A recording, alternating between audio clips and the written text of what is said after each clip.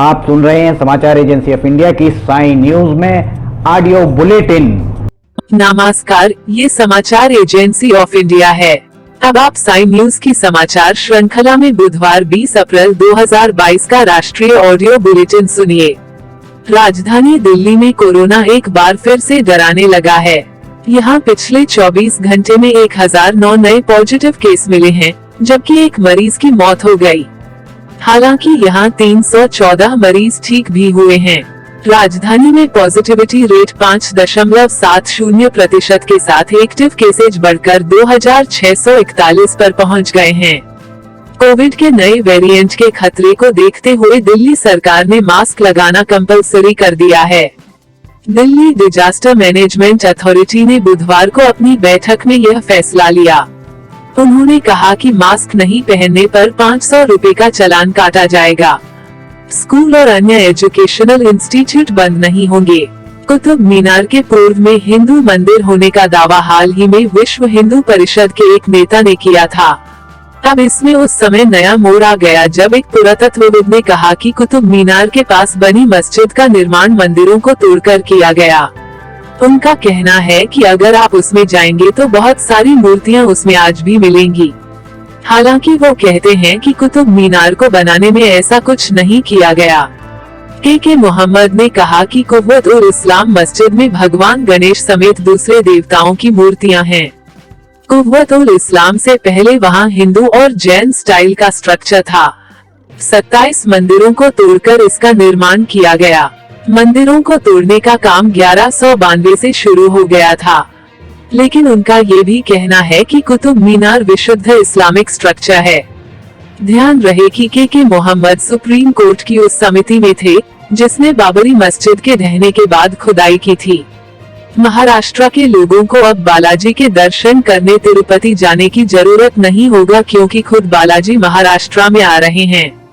महाराष्ट्र सरकार ने तिरुमला तिरुपति देवस्थानम बोर्ड को भगवान वेंकटेश्वर मंदिर जैसा मंदिर बनाने के लिए नवी मुंबई में जगह दी है। बुधवार को सीएम उद्धव ठाकरे की अध्यक्षता में हुई बैठक में ये फैसला लिया गया। City and industrial development corporation ने बयान जारी कर कहा है कि तिरुपति मंदिर मैनेजमेंट को नवी मुंबई में जगह दी गई है ताकि वहां तिरुपति जैसे भगवान बालाजी के मंदिर का निर्माण किया जा सके। बयान के मुताबिक तिरुमला तिरुपति देवस्थानम बोर्ड के चेयरमैन सुब्बा रेड्डी ने चिट्ठी लिखकर नवी मुंबई के पास बनने वाले एयरपोर्ट के नजदीक जमीन मांगी थी। ये समाचार एजेंसी ऑफ इंडिया है। आप सुन रहे हैं साई न्यूज की समाचार श्रृंखला में बुधवार 20 अप्रैल 2022 का राष्ट्रीय ऑडियो बुलेटिन। राजधानी दिल्ली के जहांगीरपुरी में बुधवार को दिल्ली नगर निगम ने अवैध निर्माण गिराने की कार्रवाई शुरू की। 1 घंटे के भीतर ही सुप्रीम कोर्ट ने इस ऑपरेशन पर रोक लगा दी।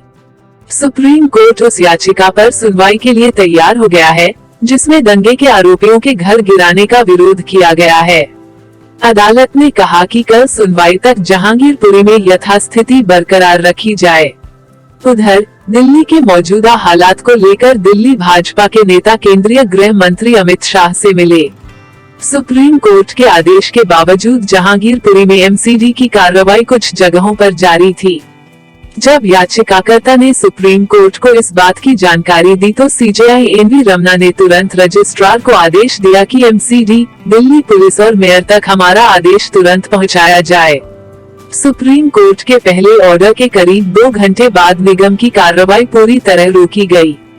कांग्रेस ने दिल्ली और मध्य प्रदेश के हिंसा प्रभावित इलाकों में अतिक्रमण रोधी अभियान के तहत बुलडोजर चलाए जाने को लेकर बुधवार को सरकार पर निशाना साधा और कहा कि बुलडोजर से मकान नहीं बल्कि देश के संविधान को ध्वस्त किया जा रहा है। पार्टी के पूर्व अध्यक्ष राहुल गांधी ने आरोप लगाया कि देश के संवैधानिक मूल्यों को ध्वस्त किया गया है। दिल्ली की एक अदालत ने दिल्ली पुलिस को 2018 में बच्चे के जन्म के दौरान चिकित्सा लापरवाही के मामले में उत्तरी दिल्ली स्थित एक अस्पताल के खिलाफ प्राथमिकी दर्ज करने का निर्देश दिया है। अतिरिक्त मुख्य मेट्रोपॉलिटन मजिस्ट्रेट जगमोहन सिंह ने अस्पताल और उसके चिकित्सक के खिलाफ आदेश पारित किया। आजम खान की अनदेखी के मामले को लेकर सपा में घमासान मचा है। एक के बाद एक करके तमाम नेता इस्तीफा देते जा रहा है। चिंगारी सहारनपुर में भी दिखी तो लखनऊ में भी। बागी नेताओं का आरोप है कि अखिलेश ने आजम की अनदेखी की। उनकी मदद के लिए उन्होंने कुछ भी नहीं किया है। माना जा रहा है कि मुस्लिमों का सपा से मोहभंग हो रहा है। हालांकि सपा ने इस बात को खारिज कर कहा है कि ये बीजेपी का दुष्प्रचार है। ये समाचार एजेंसी ऑफ इंडिया है। आप सुन रहे हैं साइन न्यूज की समाचार श्रृंखला में बुधवार 20 अप्रैल 2022 का राष्ट्रीय ऑडियो बुलेटिन। नेटफ्लिक्स को पिछली कुछ तिमाही में जोरदार नुकसान उठाना पड़ा है। रिपोर्ट के मुताबिक इस साल की पहली तिमाही में करीब 100 दिनों में नेटफ्लिक्स के 2 लाख से ज्यादा सब्सक्राइबर्स कम हुए हैं। नेटफ्लिक्स के इतिहास में यह पहली बार हुआ है जब इतनी बड़ी संख्या में सब्सक्राइबर्स कम हुए हो। हालांकि कंपनी इसके पीछे रूस यूक्रेन जंग को वजह मान रही है। वहीं रिलायंस जियो ग्राहकों की संख्या 36.6 लाख तक घट गई है, जबकि इस दौरान एयरटेल ने 15.91 लाख नए ग्राहक जोड़े हैं। आप सुन रहे थे समाचार एजेंसी ऑफ इंडिया की साइन न्यूज में बुधवार 20 अप्रैल 2022 का राष्ट्रीय ऑडियो बुलेटिन।